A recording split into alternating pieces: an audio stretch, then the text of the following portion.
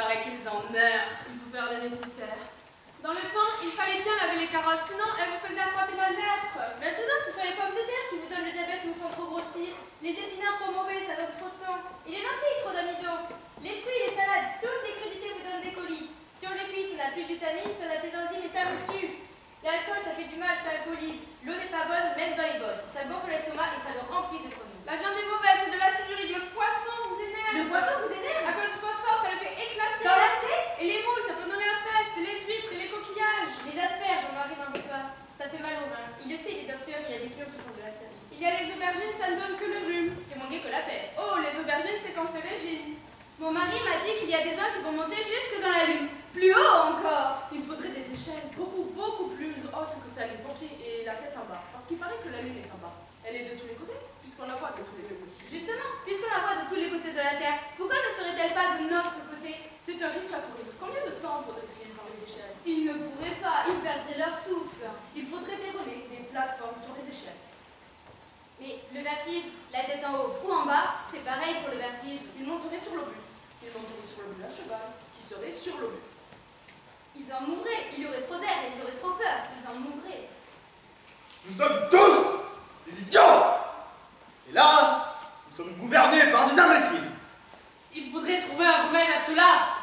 Ce remède est introuvable. Je vous le trouverai. Je vous le trouverai quand je voudrai. Nous voudrions bien pouvoir, c'est savoir. Pouvoir, le savoir, et de faculté de l'âme, de l'homme. Le dimanche, c'est moi qui pousse la petite voiture avec les bébés. J'ai 2 jumeaux, ma femme tricote. Pour moi, c'est le contraire. Je vous dis que cela n'allait pas très bien. J'étais comme dans un brouillard épais, je n'y comprenais plus rien.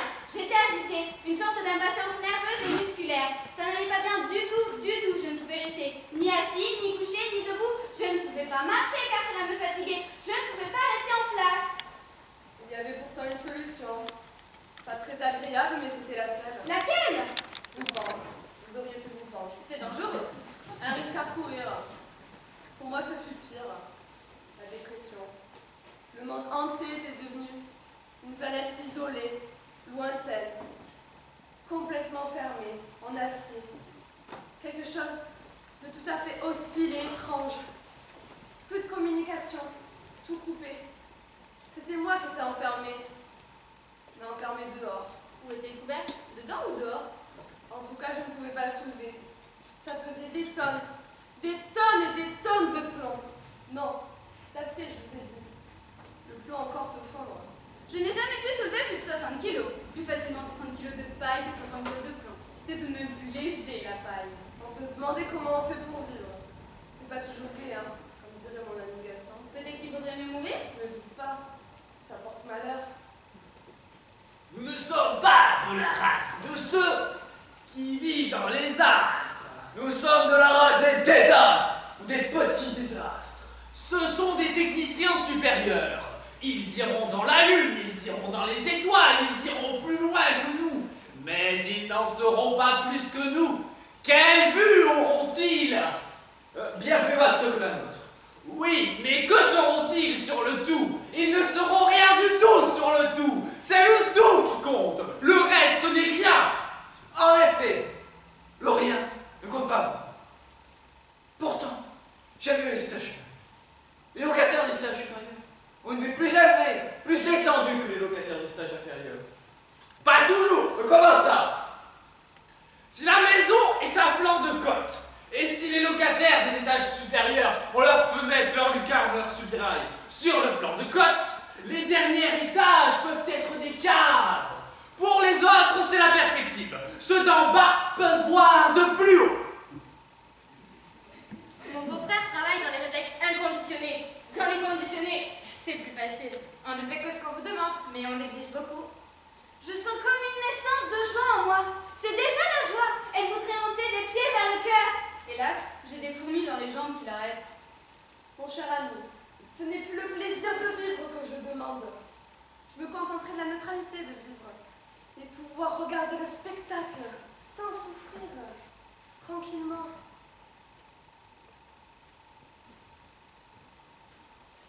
Il n'y a pas d'avenir. Rien n'est à venir, tout est à prévenir. Mieux vaut prévenir que guérir. Rien n'est vraiment prévisible. Rien n'est vraiment guérissable. Pas même le prévisible. Pas même le curable. Surtout pas le prévisible, ne peut être prévu. C'est surtout le curable qui ne peut être guéri. C'est du poison. Les cloches sonnent à la fin de la messe. Avant que ma femme n'en sorte, allons boire notre absinthe. Elle doit rencontrer ma femme chez le pâtissier. Mettez votre tricot dans la poussette. Les bébés n'ont pas de manger. Madame et chère voisine, pourriez-vous faire les bébés un instant? Bonjour, monsieur. Je n'ai pas encore vu vos jumeaux. On m'a dit qu'ils sont si beaux. Mais pas surtout. Le temps d'aller boire un verre avec mon ami. On va boire un verre tous les deux. On m'a dit qu'ils étaient blancs. Ils n'ont pas le teint clair, vos bébés. Il n'y a plus blanc ni plus rose. Ils sont violacés. Ils sont tout noirs. Ils dorment. Violacés. Mes enfants, tout noir. Ils ont l'air d'avoir froid. Pas assez couverts. On les touche, ça ne bouge pas. Petit mignon, petit mignon. Ils sont glacés, oh mon Dieu. Quoi? Qu'est-ce que vous racontez? Mais ils sont morts. Ils sont morts, étouffés. On les a étranglés. On les a étouffés. Mais qui a fait ça? Mais qui a fait ça? Je sais qui c'est. Je sais confié ce matin à ma belle-mère. Elle est toujours à ses enfants parce qu'elle me déteste. Il y a longtemps. Depuis toujours. Il dit que c'est la grand-mère. Mais ce n'est pas une raison suffisante pour tuer des enfants. Et la mère, il n'est pas au courant. Ah, mon gendre, je lui aurais tordu le cou. Mais pas aux enfants, non. Ah mais, d'ailleurs, ils n'en ont pas. Enfin, ma fille n'a pas voulu. Enfin, je comprends ça dans un moment de colère. C'est une honte. C'est plus qu'une honte. Les vieilles femmes, ça a toujours été dangereuse, des tueuses, des empoisonneuses. Belle-mère, c'est vous qui les avez tués. Ce n'est pas moi, je vous le jure. Criez-le, pas si fort. Elle est morte. Assassin. Ne l'avez pas touché, elle est tombée toute seule. Elle est toute noire, elle est violacée. Cette femme était ma bienfaitrice, tu vas payer. Puisqu'il dit que ce n'est pas elle, elle est morte toute seule. Ah. T'as tué mon copain. Assassin, salaud. Ce n'est pas moi, je l'ai raté, il est tombé tout seul, il a glissé. Regardez, il est tout noir, il est glacé. Je ne peux supporter. Ah, mon cœur. Salaud, assassin. Ce n'est pas lui. Il a dit qu'il est mort tout seul. Elle ne bouge plus. Il faudrait quand même appeler un médecin. Je vais chercher les pompiers. Ce n'est pas moi, je vous le jure. Ah mais c'est pas le cas. C'est peut-être le cœur. Elle a de bien vilaine couleur. Il est mort. C'est le ciel qui l'a puni. Il est peut-être qu'évanoui. C'est tout à fait incroyable. Je n'aurais jamais cru. Ils sont pas voir quoi. C'est à cause de leur méchanceté, ils sont coupables. Mais non, ils sont innocents. Elle est tombée, celle-là aussi. Elle devait les chercher, les pompiers. Il faut la relever. Elle est peut-être pas morte, celle-là aussi au moins. C'est fini, on va tous crever quand même. Elle est inerte. Morte. Ce n'est plus une surprise. On a déjà pris l'habitude. Ayez pitié. C'est le mal, le grand mal. Ayez pitié. Je me l'ai. Seigneur, ayez pitié. Je suis pas ici. J'ai commis l'inceste. Pitié, grâce, pitié, grâce. Pardonnez-moi. Enfer. Je voudrais réparer mes torts. Je ne suis pas si mauvaise. Où es-tu, ma chérie, ma petite chérie? Les entrailles, ça me brûle. J'ai mal partout. Oh, mes petits enfants. Je veux pas, je souffre trop. Mon mari, ton déjeuner n'est pas prêt.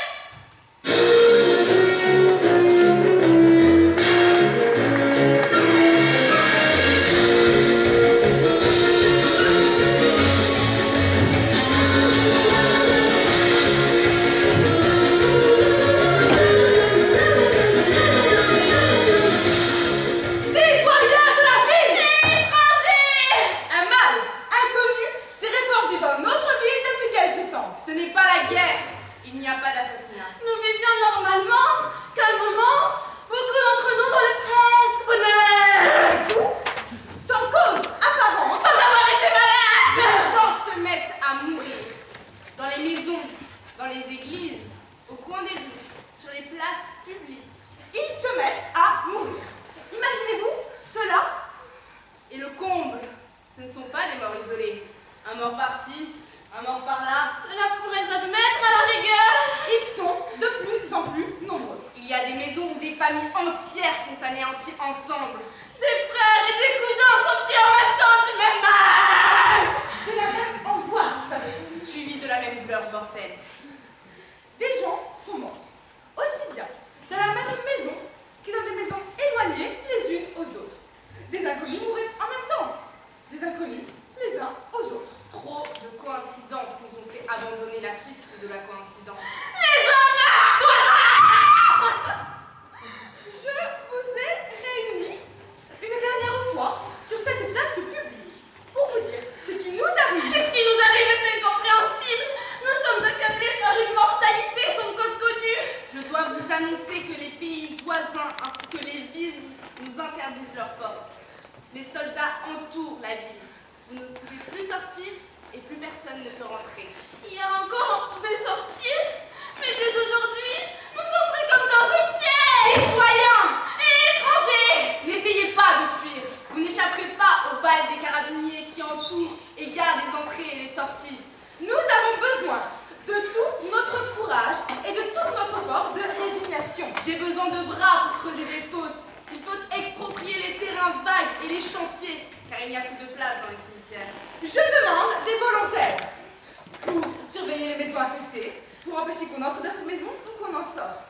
Il nous faut des inspecteurs assermentés pour enquêter dans les maisons touchées par la maladie, afin de vérifier si c'est bien la maladie mortelle. Des femmes enquêteuses, je demande, pour déterminer les causes des décès et examiner même les vivants, afin de constater s'ils ont des taches, des rougeurs, des enflures, et dénoncer ceci à la police afin qu'ils soient bien enfermés. Tout suspect qui entrera dans une maison sera enfermé avec les gens de la maison. Gardez-vous bien des suspects. Pour le bien public, dénoncez-les. Je demande des chirurgiens, des transporteurs de cadavres et des ensevelisseurs. Tout le monde est au service de tout le monde. Tout le monde doit être prêt à surveiller ou à enterrer son prochain. Nous ne connaissons pas notre mal. Nous pouvons essayer de limiter de cette façon, peut-être. Nous réussirons quelques-uns d'entre nous à survivre. On ne coupe pas là-dessus. Plus de mendiants, Plus de vagabonds. plus de banquets. Les spectacles sont interdits.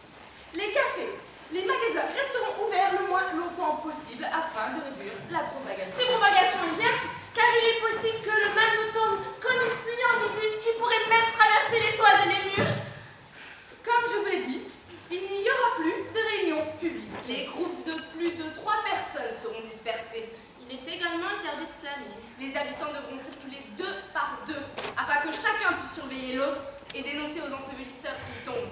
Rentrez chez vous! Que chacun reste chez soi. Que l'on ne sorte que pour le strict nécessaire. Sur toute maison contaminée sera peinte une croix rouge, haute d'un pied, au centre de la porte, avec inscription « Dieu ait pitié de nous !»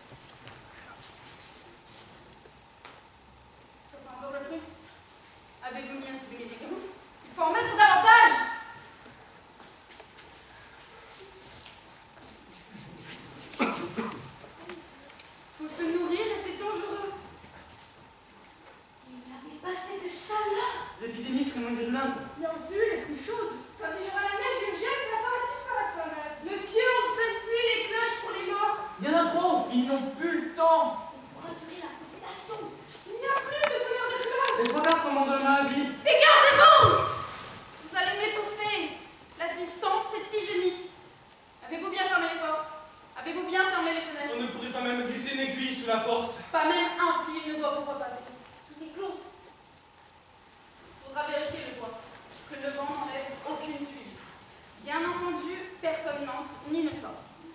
Ne regardez pas par la fenêtre. La vue du mal elle-même peut contaminer. Faites bien attention.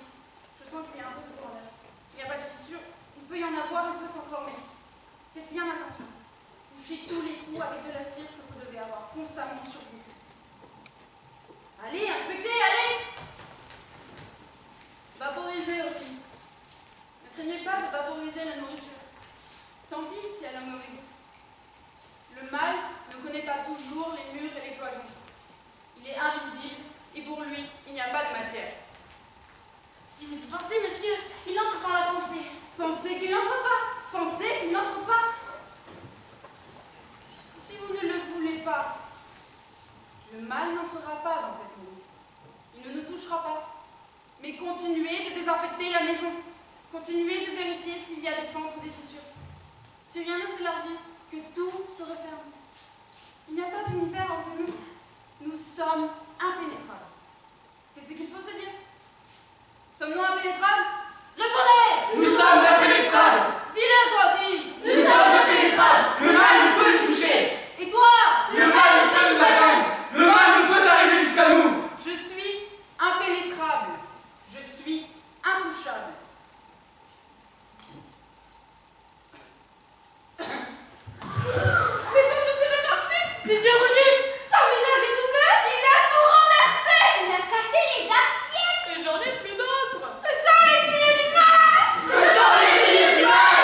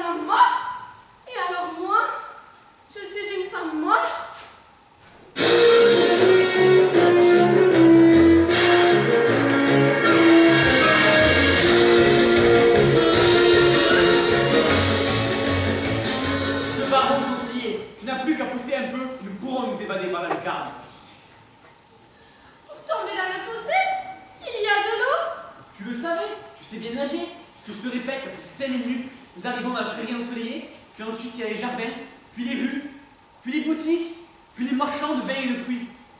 Attention, cachez la ligne. Les jolies avenues. Voilà les jolies. Les portes vous sont ouvertes. Nous n'avons pas refermé la porte par laquelle nous sommes entrés. Et toutes les autres portes ne sont pas refermées. Je sais que vous voulez passer par la lucarne. Je sais que vous avez une lime. Ce n'est plus la peine de vous donner tant de mal. Nous avons comme gardien un autre mâle, plus dangereux que nous. Je n'ai pas peur du chômage. Je ne crains ni l'eau, ni le feu. Il ne s'agit plus de cela. Vous ne pourrez pas me faire enculer. Vous pourrez peut-être intimider cet homme, mais moi, je ne suis pas votre homme. Lui, il a de temps à autre des hésitations. Les gardiens qui étaient aux portes sont morts. Comment ça? Qu'est-ce qu'ils ont eu? Pourquoi n'avez-vous pas fait venir d'autres gardiens? Mais si, on les a remplacés. Ce sont des gardiens invisibles. Vous moquez. La maladie s'est mise dans toute la ville. Jusqu'au rempart. Jusqu'aux portes de la ville. Qui, elles, sont fermées. Elles sont gardées par des soldats qui peuvent mourir d'un instant à l'autre. Elles ne seraient pas ouvertes pour eux. Car il y a des gardiens du dehors de la ville qui vous empêcheraient de sortir. La vie jusqu'au rempart me suffit. Moi aussi. Les gardiens du dehors n'ont pas la maladie. Du moins, ils ne l'ont pas encore. Ils craignent la contamination. Dans la ville, presque tout le monde est contaminé. Ceux qui ne sont pas encore le seront bientôt. Probablement. Mais quelle maladie? La maladie qui tue. L'épidémie ne laisse aucun espoir. Les gens gisent sur les trottoirs. Au milieu de la chaussée. Dans les appartements fermés. Dans les églises et dans les mosquées. On ne peut plus les ramasser. Les chiens. Les chats. Les chevaux. Les rats gisent eux aussi à côté de cadavres humains. Depuis lundi, 30 000 nouveaux cadavres. 2 fois plus que la semaine dernière. 3 fois plus que la semaine d'avant. Ce n'est pas possible. Vous voulez m'effrayer? Vous me mentez? Oui, ce doit être un mensonge de l'administration. Allez voir. Et bientôt vous le verrez. Vous n'entendrez, vous ne sentirez plus rien. En prison, il n'y a pas de danger. Regardez comme les murs sont épais. Rien ne peut passer. Pas même le microbe. Ici, vous êtes en prison. Bien entendu. Mais il n'y a pas de danger. Vous pouvez vous considérer sain et sauf. La vraie prison est à l'extérieur. Choisissez la prison Ou la mort. Ce n'est pas vrai.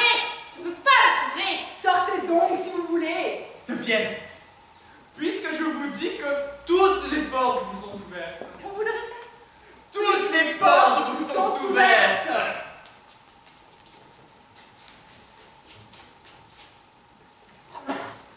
Que penses-tu faire? C'est un menteur, c'est un rusé. Il ne ment pas.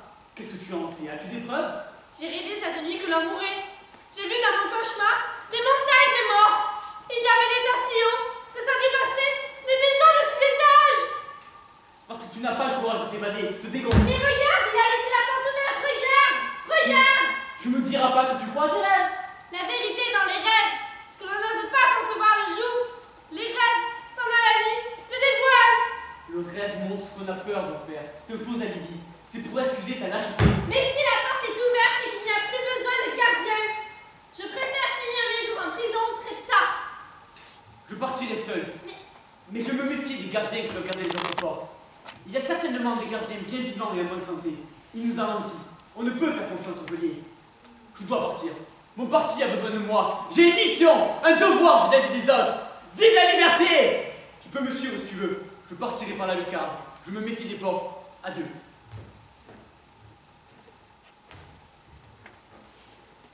Il n'ira pas loin. Ah! Je sens! Au secours! Les rats me mordent! Son cadavre tout gonflé flotte déjà sur l'eau. Vous voyez? On vous a dit la vérité. Je l'ai toujours cru, je l'ai toujours cru. Je vous ai toujours cru. Je vous répète que je vous ai toujours cru. Vous n'allez pas me tuer, mais...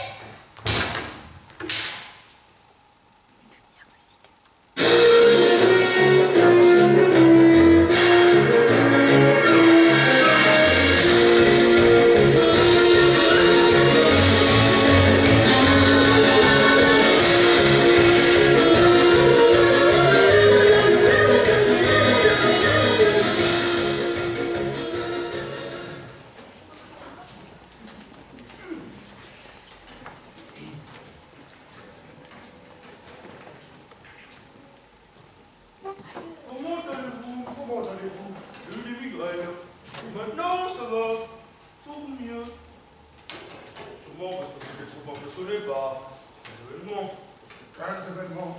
Vous voulez parler de la maladie dans la ville. L'épidémie qui sévit dans les bas quartiers. Ce n'est que dans les bas quartiers qu'elle sévit. Ici, nous sommes à l'abri. Dans les bas quartiers, vous comprenez, l'ignorance, le manque d'hygiène, les vices, la pauvreté. La pauvreté est un vice. Ils sont pauvres parce qu'ils veulent bien être. Des déchets pour se installer. La paresse. Vous savez, la misère, c'est la mère de tous les vices.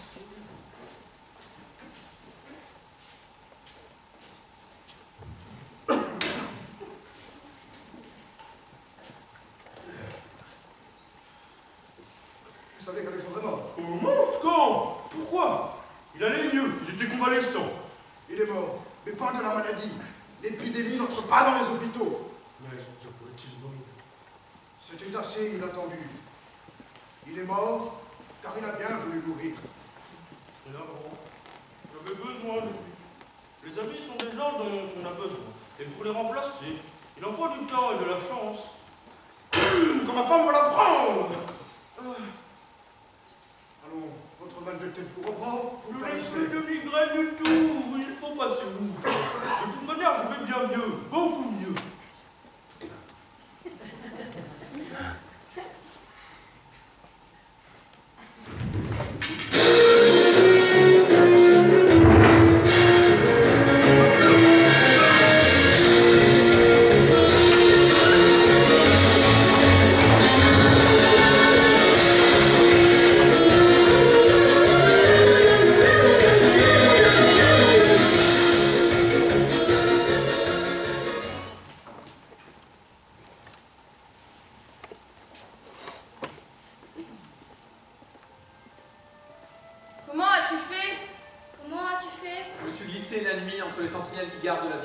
J'ai failli être surpris plusieurs fois par les patrouilles. Je suis glissé la nuit entre les sentinelles qui gardent la ville. Là-bas, j'ai failli être surpris plusieurs fois par les patrouilles. Tu aurais été plus à l'abri, là-bas, dans la campagne. Et je suis heureuse de te voir. Je ne l'espérais plus. Je voulais que tu ne sois pas là, et j'aime que tu sois là. Tu aurais été plus à l'abri, là-bas, dans la campagne. Mais je suis heureuse de te voir. Je ne l'espérais plus. Je voulais que tu ne sois pas là, mais j'aime que tu sois là. Eh bien, me voici. Eh bien, me voici. Cela va-t-il passer, tu crois? Cela va-t-il passer, tu crois? Peut-être. Il ne faudra guère sortir. Le silence qu'il y a dans la rue, au coin, il y a un magasin ouvert. J'irai chercher des provisions. Peut-être. Il ne faudra guère sortir. Le silence qu'il y a dans la rue. Au coin, il y a un magasin ouvert. J'irai chercher des provisions. Ne te dépêche pas, mon chéri. Viens près de moi. Tu as trop peur. Il ne faut pas avoir peur. Nous sommes ensemble, n'est-ce pas? Il se peut que rien ne nous arrive. Ne te dépêche pas, mon chéri. Viens près de moi. Tu as trop peur. Les gens du rez-de-chaussée sont morts. On a emmené les cadavres.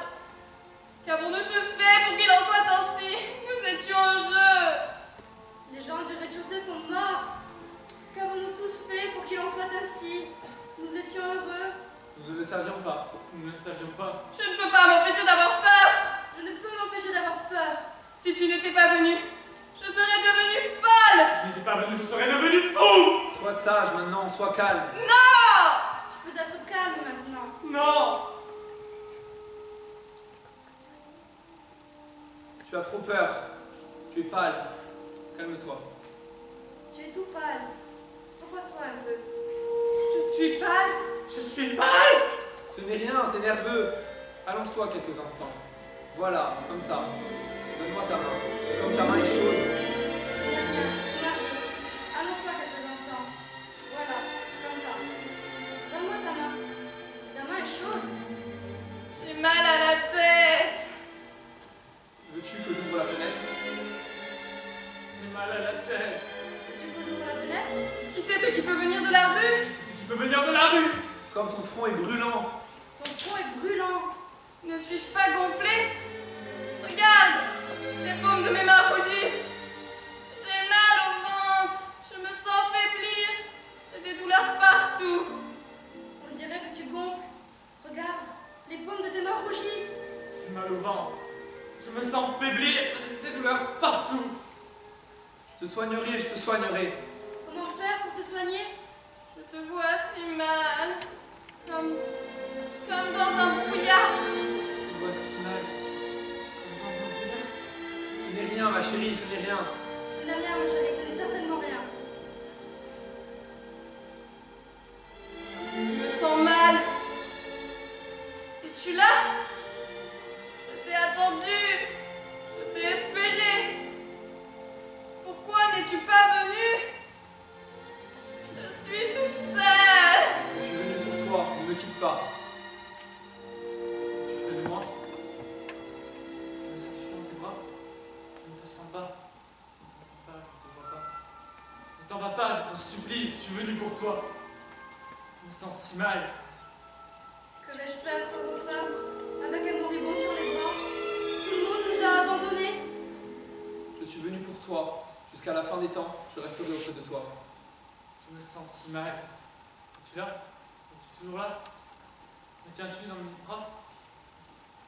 Je sais que tu es là, ma chérie. Je te vois. Je t'entends. Je te sens.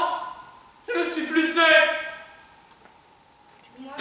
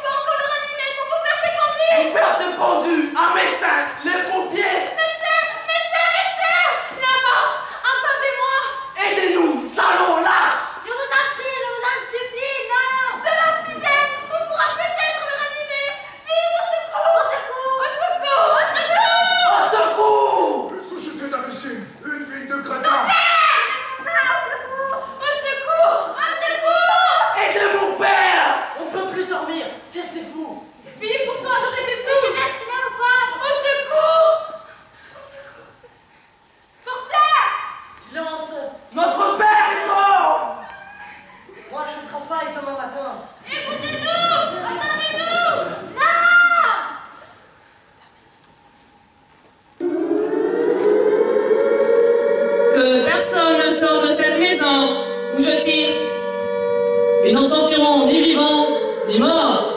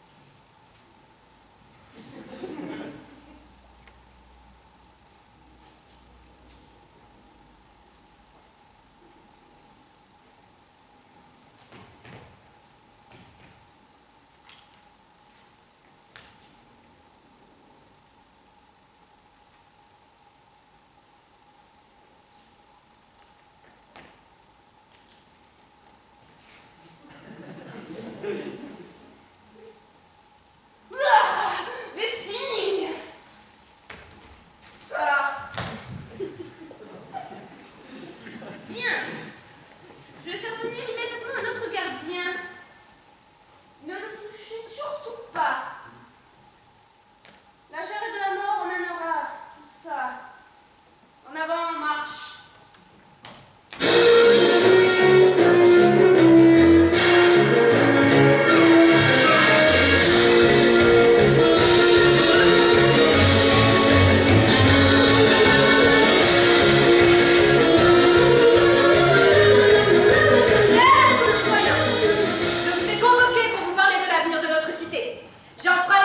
S'opposer à cette réunion publique.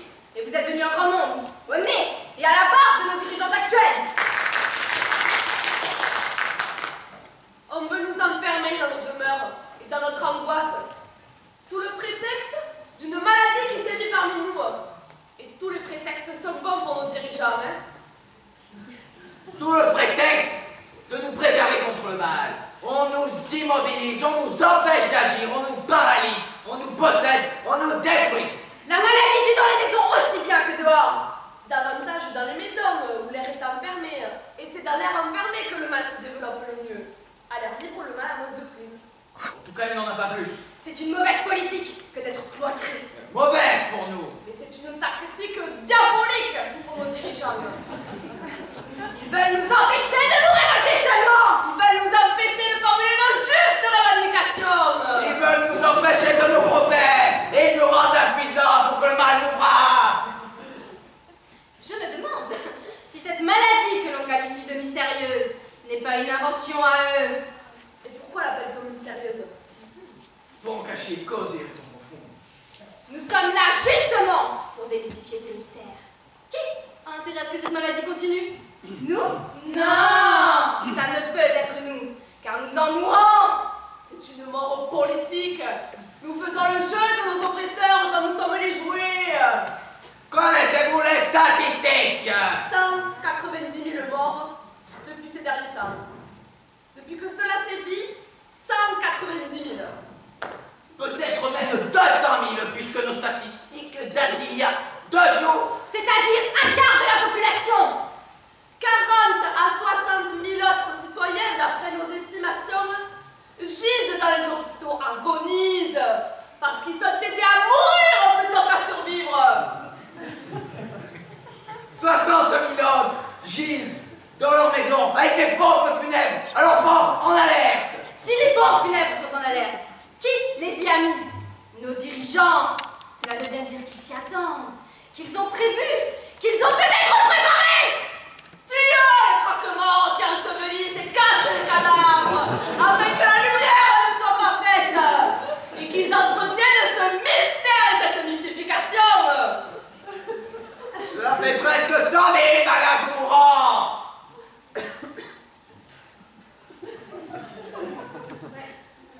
Cela fait presque un tiers de la population déjà escamotée. Ce n'est la faute de personne s'il y a la maladie. Je ne le prétends pas à 100%, mais encore une fois, ce ne sont pas les causes, mais la signification de la maladie que nous devons prendre en considération. À qui profitent tous ces morts? Il faut chercher à qui cela profite. Cela ne profite à personne puisque l'on brûle les abords des morts. Et les maisons, les brutaux, et les dépôts en bord disparaissent-ils avec les morts? Ils appartiennent aux héritiers, ou aux héritiers des héritiers, ou bien aux héritiers des héritiers des héritiers. Et il suffit d'une loi pour que cela appartienne aux survivants, qui ne sont certainement pas, mes chers concitoyens, nous autres qui sommes ici. Si nous ne continuons à ne pas agir, il serait privilégié que le hasard objectif aurait été prévu par nos enfants dirigeants. Assistant, que faire? Dites-nous ce qu'il faut faire. La révolte! L'action! La violence! Je ne vous promets pas la disparition du mal, mais je vous promets que la signification sera différente. Leur complicité des croque-morts avec le pouvoir est évidente, puisqu'ils sont payés pour le travail qu'ils font. Beaucoup d'entre eux meurent aussi, tant pis pour eux. Ce sont les larpins du régime. En parlant d'abord de la mairie et des édiles. Courage! Bravo! Suivez-nous! Suivez-les! Arrêtez le vide! Ici en train des croque-morts, allez là-bas!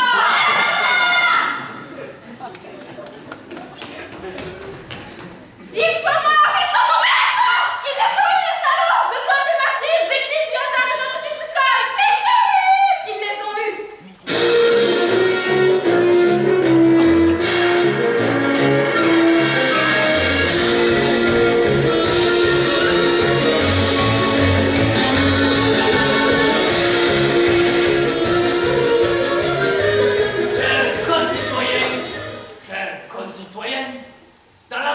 qui nous accable, il faut penser à l'avenir. Non seulement à l'avenir, mais aussi au présent. Il faut penser aux survivants. Les survivants, ce ne sont pas forcément les autres. Les survivants, cela peut être nous-mêmes. Chacun d'entre nous est un survivant possible. Mesdames, mesdemoiselles et messieurs, je vous ai convoqué. Vous êtes venus en ardent les ordres de la municipalité. Ce n'est pas parce que certains d'entre nous meurent que nous devons rester les bras croisés.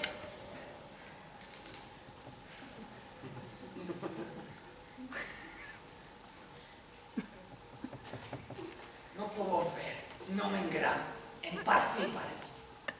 Au moins un petit paradis. Avec un nombre d'imperfections le moins grand possible. Je vous promets la justice sociale dans la liberté. Nous ne voulons pas bouleverser les institutions en place, car nous connaissons les désastres que les révolutions peuvent entraîner. Mais nous changerons tout. Et sinon tout, au moins une grande partie des choses. Nous allons lâcher les charges fiscales. Plus on meurt dans des villes, et plus on paie d'impôts. Nous payons pour les morts. Cela n'est pas juste.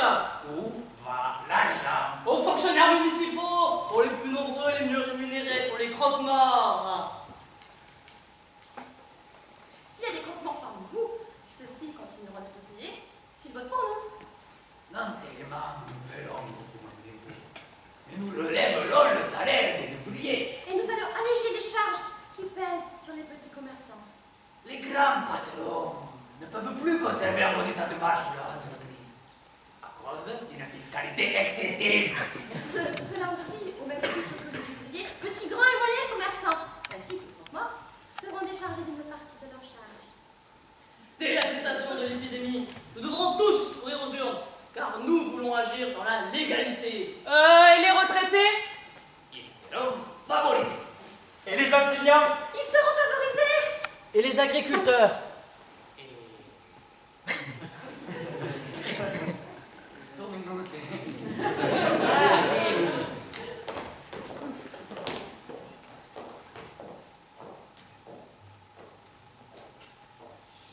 Étant donné qu'il y a peu de terrain cultivable dans l'enceinte de notre ville, nous pourrons facilement et sans frustrer les autres catégories sociales subvenir aux besoins d'une population agricole réduite et que la maladie qui nous éprouve réduit malheureusement davantage. Ce qui, en un certain sens, est une chance pour tous ceux qui, parmi les agriculteurs, vont survivre. D'ailleurs, mes chers concitoyens, les survivants de toutes les catégories sociales bénéficieront considérablement de l'allègement démographique. Je ne prétends pas toutefois que celui-ci soit à désirer. Mais s'il faut l'accepter par nécessité, nous en tirerons le maximum des profits. Pour le bien de tout le monde. Car je vous promets le bonheur dans la prospérité. Dans une société de consommation améliorée et qui aura les avantages de la pauvreté sans en avoir les inconvénients. Le bonheur à la portée de tous. Bravo! Mais comment concilier les contradictions?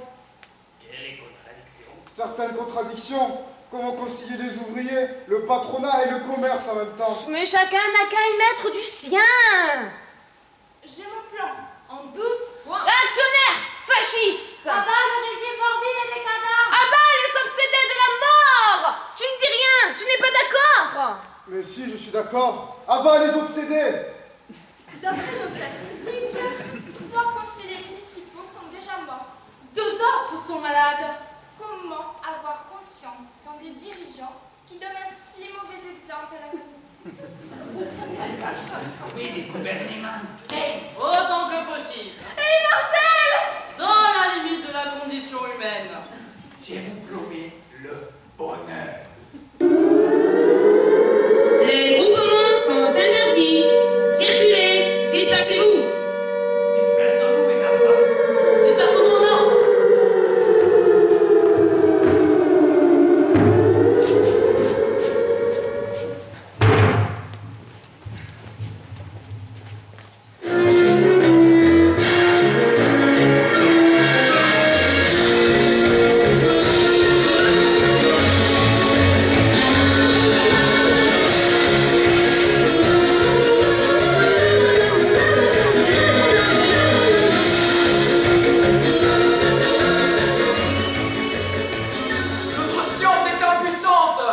impuissante dans ces cas est impuissante aujourd'hui. Elle ne sera plus impuissante demain. Dire que la science est impuissante, cela mène au mysticisme, condamné par la loi, ou bien à l'agnosticisme, ce qui est réprouvé par les physiciens, les biologistes, ainsi que par l'administration et les comités de l'hygiène. Ce n'est pas le mysticisme qui a recouvert les rues de cadavres, de dizaines de milliers de cadavres. La science non plus d'ailleurs. Ils sont morts car ils n'ont pas respecté les préceptes de l'hygiène. L'enseignement médical de la faculté, aussi bien que l'enseignement d'hygiène et pré-médical populaire, est mal conçu. Dans certains quartiers, il est même inexistant. L'administration de la ville doit être mise à cause. On devra arrêter les membres du conseil municipal, le maire et ses adjoints, ainsi que les cadres. Il faut les juger, les condamnés à mort. Pour beaucoup d'entre eux, ce n'est plus la peine. Ce n'est pas à cause de l'ignorance que l'on meurt. Mais seriez-vous partisans du mysticisme si on meurt par ignorance? Si l'on suivait les préceptes de la médecine, consciencieusement, de bout en bout, personne ne mourrait. Théoriquement, ne meurent que les personnes qui relâchent leur vigilance et meurent sans le savoir, sans qu'ils ne s'en aperçoivent. Ou bien meurent ceux qui le veulent bien, ou alors les condamnés à mort ou les soldats tués à la guerre. On meurt aussi en temps de paix, on meurt aussi malgré soi. C'est pour cela que beaucoup de personnes, les personnes polies, meurent en s'excusant. On meurt quand on peut bien mourir, mais ce vouloir bien est un vouloir complexe. On meurt lorsque consciemment ou non on accepte la mort. C'est l'être qui cède qui renonce. Les vaillants et ceux qui luttent pour la liberté et la libre détermination de soi-même ne doivent pas céder. Mais on ne peut pas ne pas céder. On peut et l'on ne doit pas céder. Si l'on meurt, c'est qu'on veut bien céder aux forces du mal. La mort, c'est la réaction. Cela ne doit pas troubler les forces du progrès. Nous sommes tout de même limités dans le temps. C'est une vérité banale, élémentaire. Je déplore à la fois que la mort existe et je déplore que vous tâchiez de refuter cette vérité. Vous méritez d'être condamné à mort. Ainsi, puisque vous vous réjouissez à la main, on peut bien vous la donner. Un petit tribunal, un petit jugement, et puis ça y est. L'élan collectif ne craignent pas la mort. Elle n'existe pas pour les gens qui ont la tête solide, qui croient à la vérité de la doctrine et vont de l'avant, toujours de l'avant. La mort, c'est la tentation de la réaction. Et voyons, je suis d'accord avec le quatrième docteur, mon éminent collègue. Au bout de la vie, il y a nécessairement la mort. Ha! Notre collègue devrait nous dire ce qu'il entend par nécessairement. Il n'y a pas de nécessité. Ou alors, lorsque des hommes de loi ont jugé condamnables certains citoyens pour crimes contre l'humanité et le pays. Ou alors, lorsque le corps médical juge que l'on ne peut pas subvenir aux besoins de tout le monde et qu'il faut supprimer 20, 30 ou 40% des citoyens. On exécute dans ce cas tous ceux et seulement ceux qui croient à la mort par mysticisme ou qui ne croient pas aux lois qui ne respectent pas les lois de l'hygiène populaire ou qui croient davantage à la mort qu'à la vie. Nous n'avons pas besoin de cela. C'est tant pis pour eux. Nous allons tous mourir, nous sommes tous en sursis. Prouvez-le. Il ne pourra jamais apporter de preuves. Mais voyons, les lois miennes de la biologie nous le démontrent, sans compter la quantité énorme de cadavres de gens anciennement bien portants et bien pensants. Tous ceux qui sont morts accidentellement. De maladie, le cœur s'arrête, le cerveau s'arrête de fonctionner. L'enseignement et la pratique vous ont bien appris cela. Une chose dont même un enfant est conscient. On ne meurt pas quand on est imbu de science, quand on a en tête la théorie et la pratique de la doctrine. Vous faites bien de le redire. Ainsi, vous soutenez, messieurs et mesdames, que des centaines de personnes sont mortes par ignorance, par mauvaise foi, ou parce qu'elles ne croyaient pas la vérité de la doctrine. Nous pouvons l'assurer. Ils ont été sensibles à la propagande adverse. Ce furent des victimes. C'est à cause de la propagande adverse que notre science n'est pas assez puissante. Ce furent des victimes. C'est aussi de leur faute. Ils auraient dû nous croire. Hélas, ils ont eu une autre croyance. Vieille et dépassée, mais encore virulente. Il y a de ces gens qui disent que toute action est inutile, ainsi que toute révolution.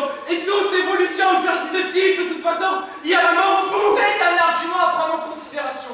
Seriez-vous défaitistes? Seriez-vous réactionnaire? Je crois qu'il y a la mort. C'est une honte. Je ne mourrai jamais. Je parie que si. Les gens qui meurent sont de mauvais citoyens. Les mourants ne sont pas assez politisés. On devra châtier leurs descendants. La mort est la véritable aliénation.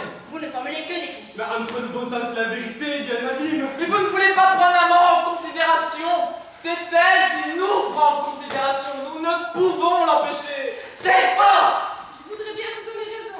Ce n'est pas le cœur qui me manque. Mon cœur me manque. Excusez-moi. Il est mort. Cela ne m'étonne pas. Ça ne m'étonne pas non plus. Pas pour les mêmes raisons. C'est sa faute, c'est qu'il a bien voulu. Il donne un bien mauvais exemple. La mort n'est pas la règle, c'est l'exception. Le mauvais exemple est contagieux.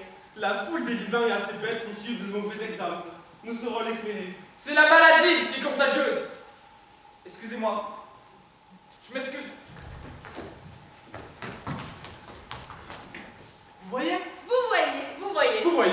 Il n'a que ce qu'il mérite. Sa croyance à la mort la tue et nous allons prouver que la mort n'existe pas pour nous. Nous qui croyons à la science et au progrès, nous allons montrer le bon exemple. Ah, bas la mort! Vive la vie! Ah, bas la mort!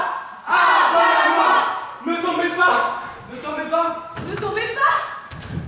Voyons que je ne tombe pas.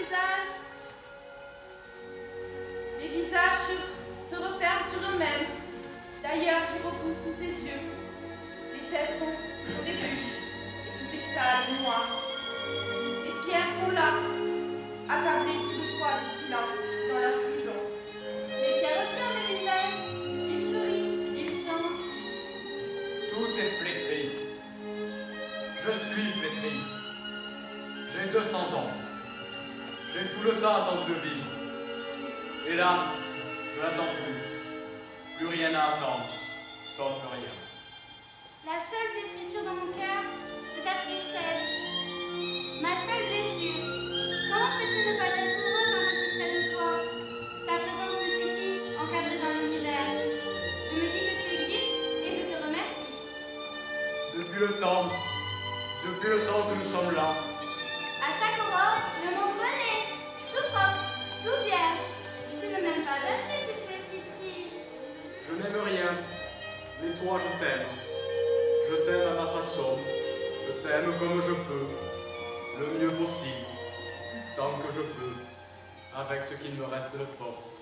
Tu ne peux pas beaucoup au-dessus de l'indifférence. Et si je te donnais besoin de toi?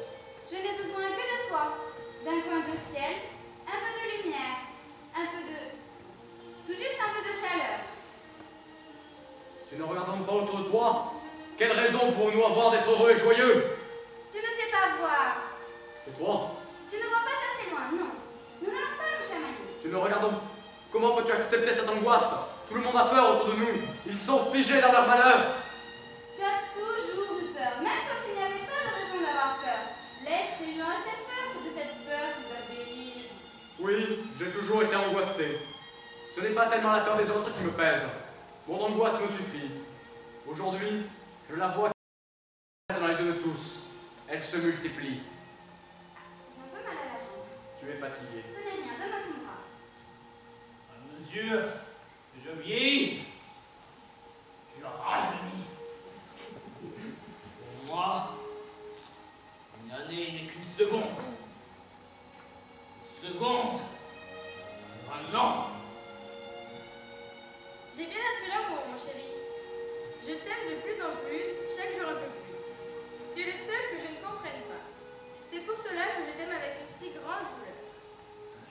quand ça va durer? Je suis sur Terre depuis des siècles. Et à la fois, depuis un instant, depuis si longtemps, depuis si peu de temps. Tout est de plus en plus lourd. Le ciel s'assombrit. Cela s'allège de plus en plus. Cela pourrait s'alléger davantage. Rien ne pèserait s'il n'y avait ta douleur. Elle est mon seul poids. Détends-toi. Je ne peux plus supporter de vivre dans cette ville. Enfermé. Je ne peux plus supporter de vivre dans notre maison. Enfermé. J'ai horreur du foyer. De tous les foyers. On nous enferme. On nous enferme. Si tu avais su ce que tu cherchais, tu n'as jamais su. Mon amour, la peine que tu me fais, je t'aime. Oui, on s'aime, on s'aime. Maintenant, les jambes fragilisent. Mon corps vieillit. Les bras retombent. Je tombe. Oh, tombez. Une défaillance. Excuse-moi, c'est pas ce ça va passer. T'arrêtez. C'est passé, je crois. Continuons la promenade. J'aime tellement votre regard de moi. Tu chancelles. Ce n'est rien. Tu faiblis. Ma chérie, tu ne tiens plus debout. Mal au ventre. Appuie-toi sur moi. Rentrons.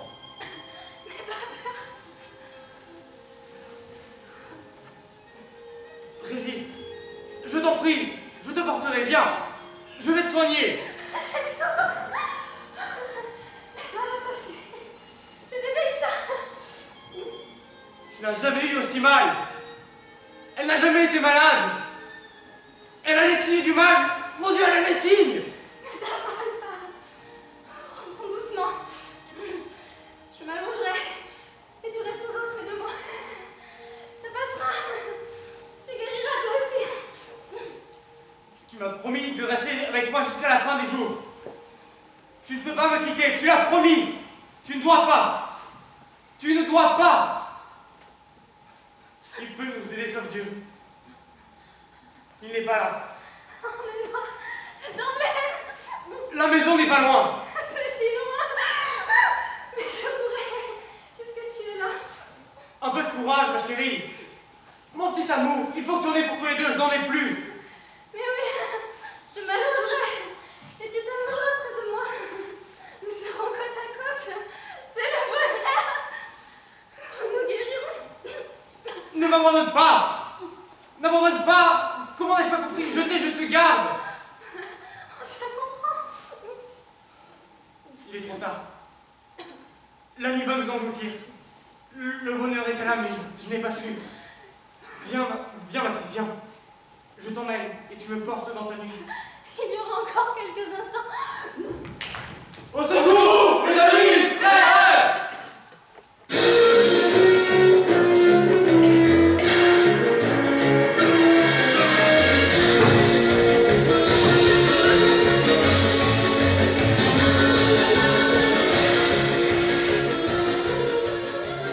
C'est dans le magasin. Ils sont dans la boutique. Ils gisent sur le comptoir. Ils étaient trop riches. Ils ont assez bu et assez mangé. Trop bu et trop mangé. Ce n'étaient pas des gens sympathiques. Ils n'étaient pas à plaindre. Ils ne pensaient pas aux pauvres. Oh, regardez. Ce sont des cousins de mon mari.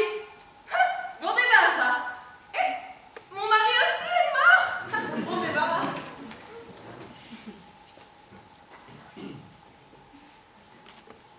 Le pillage est défendu. Oh, on va pas se gêner. Je ne vais pas me gêner. Depuis le temps que j'en avais envie. Des robes et un chapeau. Oh, des bijoux. Mais quel beau collier. Des chapeaux, des chapeaux, des chapeaux. Ça, c'est à moi. Non, moi. On ne t'a jamais vu aussi bien vêtu. Je ne sens pas les sous. C'est à moi. Il sera tout étonné quand il me verra. Waouh, il va être content quand il me verra. Ce collier est à moi. J'aime les chapeaux à fleurs. J'aime les robes oranges. Ça ne me va pas du tout. La robe orange me va admirablement. Dommage qu'il n'y ait pas le miroir. Des plumes. Mais sans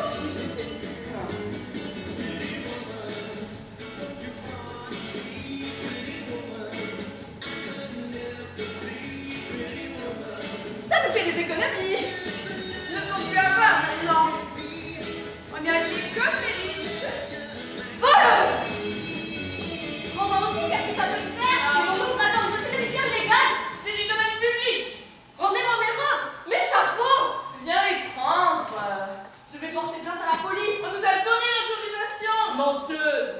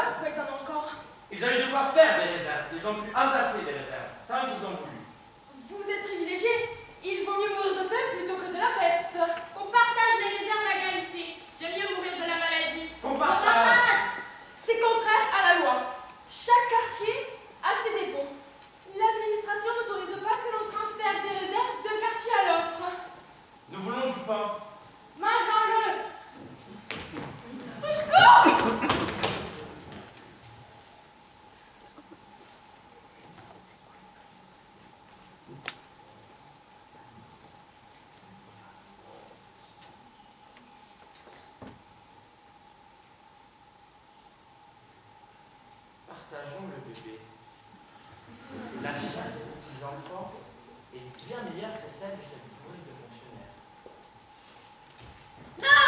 Mon enfant! Mon enfant! Mon enfant! Mon enfant!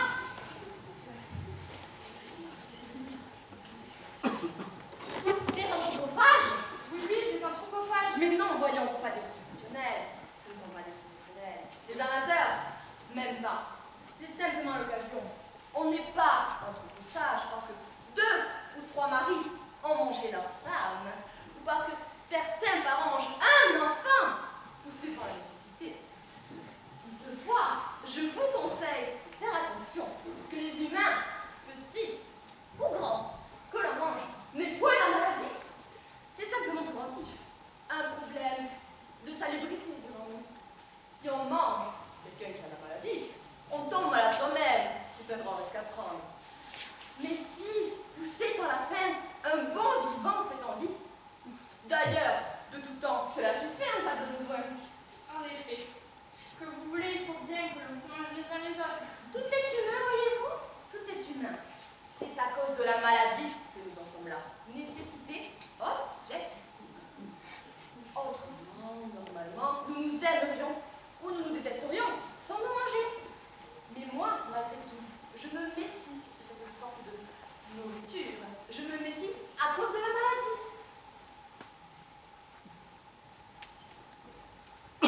Si vous voulez des votes, suivons. Pourquoi hésitez-vous? Les voulez-vous vraiment? Oui, certainement. Craignez-vous. Il n'y a pas la maladie chez moi. Les bottes sont à la maison. Où voulez-vous que je les mette? Regardez, j'aurai des bottes comme les miennes. 2 kilos de pain. Mais ces bottes sont terribles. Oui, rassurez-vous. Elles sont désinfectées.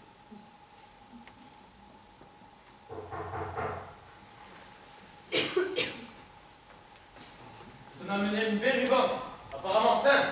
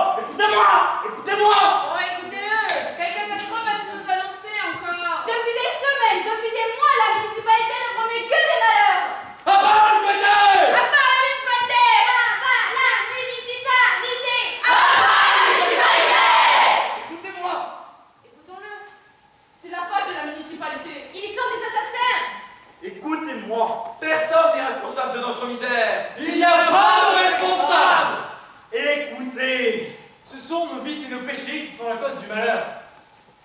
Nous Nous sommes les responsables. Nous ne sommes pas les responsables. Écoutez-moi. C'est votre faute, c'est votre faute. C'est votre faute, c'est votre faute. Écoutez-moi, écoutez-moi. Nous ne voulons plus vous écouter. Nous n'avons pas été punis. Nous sommes victimes d'une maladie absurde. Ça n'a aucune signification morale. C'est la faute de l'administration. C'est la faute des gros bourgeois poursus.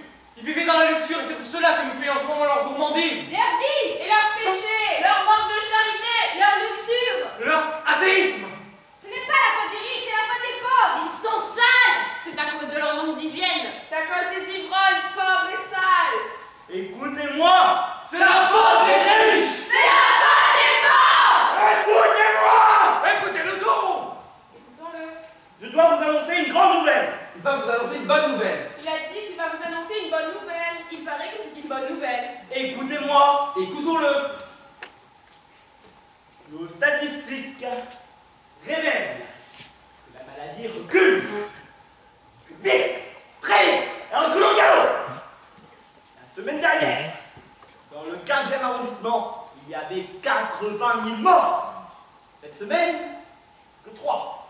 Il paraît que la maladie recule. La maladie recule. Dans le 18e arrondissement, il y avait 71 000 morts. La semaine précédente, cette semaine de nouveau, que 3. Dans le 1er arrondissement, il y avait 182 000 morts. La semaine dernière, cette semaine, un seul. Dans notre arrondissement, personne n'est mort et un pestiféré a été guéri. La maladie s'en va. Nous voulons en avoir la certitude. La certitude. La certitude. La certitude. La municipalité vous a jamais caché la vérité. Aux heures les plus cruelles, nous avons toujours montré le nombre de morts et de mourants. Nous avons tout fait pour enrayer la maladie, d'apprendre des mesures radicales, voire antipopulaires. Nous n'avons plus aucune raison de vous mentir aujourd'hui. Des preuves. Nous exigeons des preuves. Des preuves, messieurs, dames, vous les avez. Depuis que je suis arrivé, personne n'est mort. Plus personne ne mourra. Je vous en donne ma parole d'honneur. Il donne sa parole d'honneur. Vive la municipalité